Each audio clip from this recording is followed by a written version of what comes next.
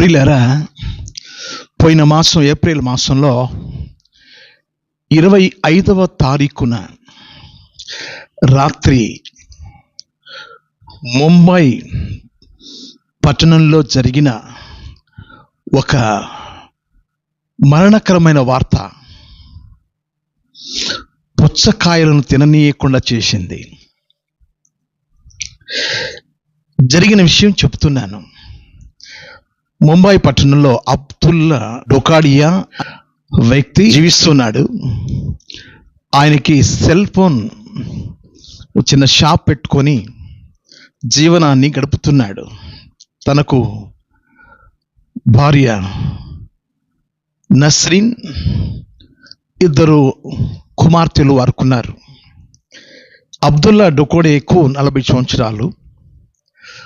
కొన్ని ఇళ్ళు కూడా ఉన్నట్టు ఆ అద్దె, ఈ వ్యాపారం ప్రశాంతంగా వారు జీవిస్తున్నారు. ఏప్రిల్ మాసంలో 25వ తారీఖు రాత్రిన స్నేహితులను పిలుచుకొని చక్కగా వారు బిర్యానీ ప్రేమ విందు వారు భోజనం చేసి, ఆ యొక్క బంధువులు ఆ రాత్రి స్నేహితులు వారు వెళ్ళిపోయారు.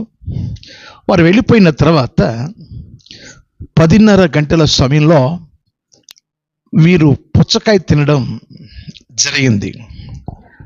పుచ్చకాయ తిన్న తర్వాత వైకున వారికి వాంతులు, విరోచనాలు అధికమై ఒకరి తర్వాత ఒకరు మంచం పట్టారు.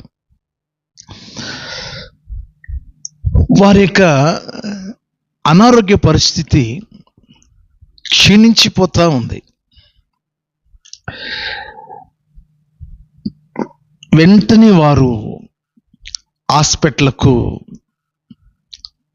కొనిపోబడ్డారు. హాస్పిటల్కి తీసుకువెళ్ళిన తర్వాత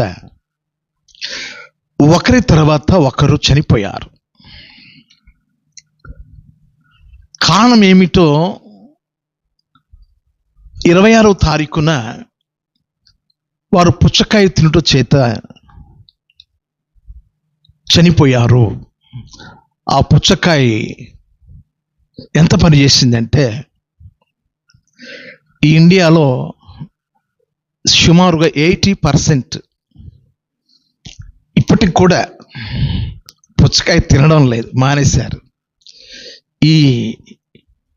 ఈ ఎండ వేడిమికి తట్టుకోలేక పుచ్చకాయ తినడానికి రోడ్ల మీద ఎక్కడ షాప్ ఉంటే అక్కడ తిని ఇంటికి వెళ్ళే ఈ కాలంలో వామ్మో పుచ్చకాయ తినొచ్చా అనే భయం ప్రతి వారిలో పట్టుకుంది. ఇప్పుడు ఎవరు పుచ్చకాయ మాట ఎత్తట్లేదు. పుచ్చకాయ గురించిన ఆలోచన ఎవరు చేయట్లేదు. కారణం ఏంటంటే, ఆ 26వ తారీఖున ఆ 4 పుచ్చకాయ తిని చనిపోయారన్న వార్త. బైబిల్లో ఒక మాట ఉంటుంది, నిర్గమకాండం 23వ అధ్యాయం 1వ వాక్యంలో, లేని వార్త పుట్టింపకూడదు, లేని వార్త పుట్టింపకూడదు. పుచ్చకాయ తినడం ద్వారానే చనిపోయారా అని ఫోరెన్సిక్ నివేదికలు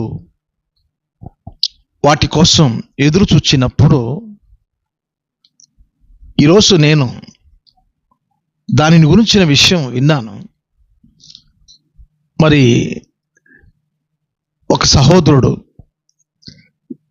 ఏం జరిగిందో మీకు తెలియచేస్తున్నారు. ఆ విషయాలు మీరు వినండి ప్రియులారా.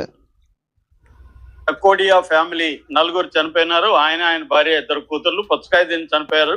అప్పుడు పుచ్చకాయ మీద దేశవ్యాప్తంగా చర్చ జరిగింది. పుచ్చకాయ తినడం మానేశారు. 70 నుంచి 80% పుచ్చకాయ సేల్స్ పడిపోయినాయి. అయితే ఇప్పుడు FSL ల్యాబ్ రిపోర్ట్ వచ్చింది, ఫోరెన్సిక్ సైన్స్ ల్యాబ్ రిపోర్టు. పుచ్చకాయలు ఎటువంటి ప్రాబ్లం లేదు, ఎటువంటి బ్యాక్టీరియా లేదు, దాంట్లో ఎటువంటి ఆర్టిఫిషియల్ కలర్ కలపడానికి ట్రై చేయలేదు. పుచ్చకాయలు ఏం ప్రాబ్లం లేదు. కానీ పుచ్చకాయలో ఎలుకల మందు జింక్ ఫాస్ఫేట్ ఉంది. అలాగే వీళ్ళ కడుపులో ఉండే విసరాల్లో కూడా 4లో జింక్ ఫాస్ఫేట్ ఉంది. దీన్ని ఎవరో కావాలనే పుచ్చకాయలో కలిపారు. అంటే ఇంజెక్షన్ ద్వారా కలపడం, కానీ పుచ్చకాయ కోసిన తర్వాత దాని మీద ఎలుకల మందు పోయడం కానీ జరిగింది. ఇది ఆత్మహత్య హత్య అనేది ఇప్పుడు పోలీసులు ఇన్వెస్టిగేట్ చేస్తున్నారు. విన్నారు కదా. కాబట్టి పుచ్చకాయలో ఏముంది? ఎలుకల మందు ఉంది. ఎలుకల మందు అందులో ఉన్నట్టు ఈ అబ్దుల్లా డొకోడియా మరణించక ముందు వాంగ్మూలం ఇచ్చాడు, మరణ వాంగ్మూలం ఇచ్చినాడు.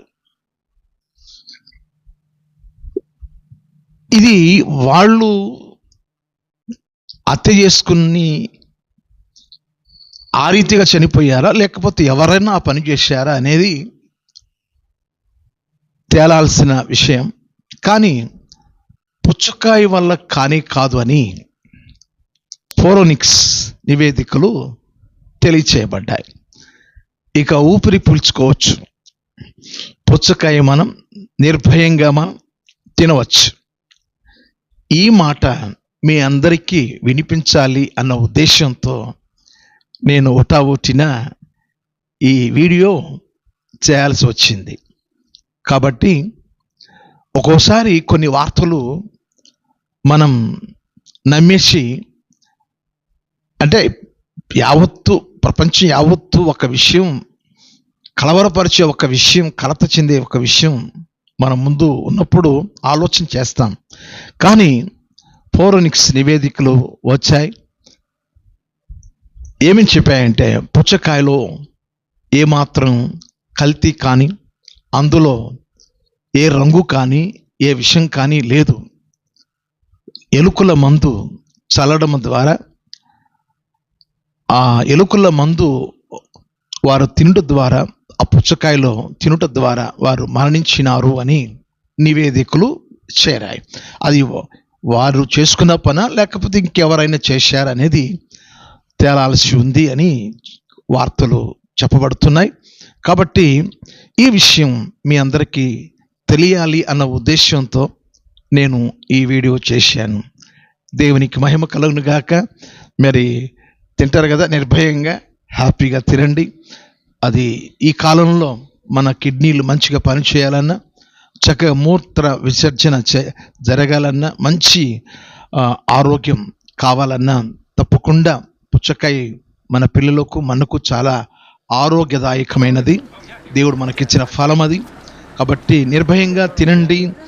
దాని ద్వారా మాత్రం అబ్దుల్లా కుటుంబీకులు చనిపోలేదు అని వార్తలు వచ్చేసినాయి, రిపోర్ట్స్ వచ్చేస్తున్నాయి. కాబట్టి ఈ విషయం చెప్పడానికి దేవుడు కృప చూపినారు. May God bless you. Thank you.